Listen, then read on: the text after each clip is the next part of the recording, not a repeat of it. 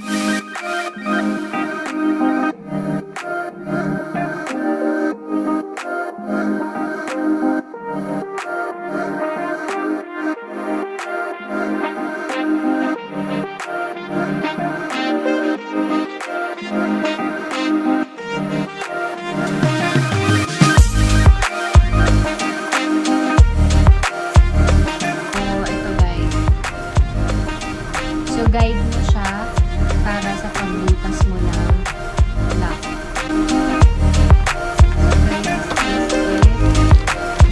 Wow!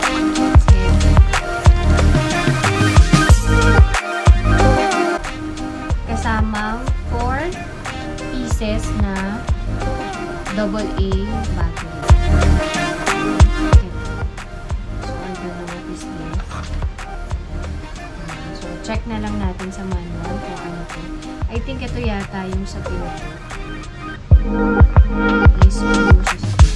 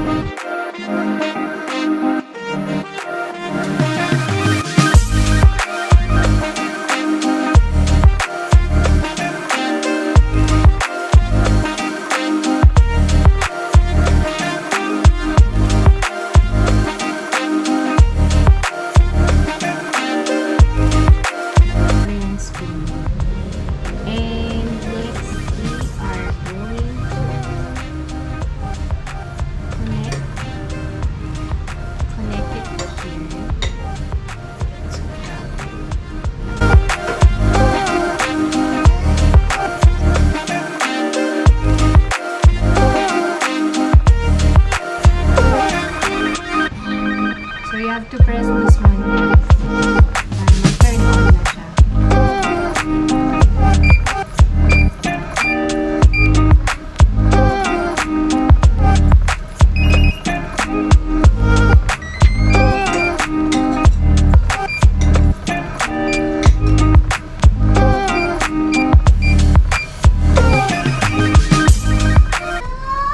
So, okay guys, nailagay na natin yung battery.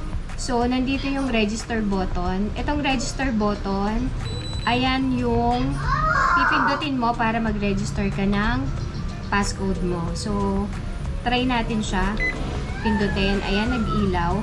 So, mag-enter ka dito ng passcode na gusto mo. So, kanina na-enter ko na yung passcode na gusto ko. Kaya, ayan. So, enter mo lang. Let's say, 4-digit number. Kunwari, 4-digit number yung gusto mo, and then press mo lang tong asterisk button. So, mag-register na yan.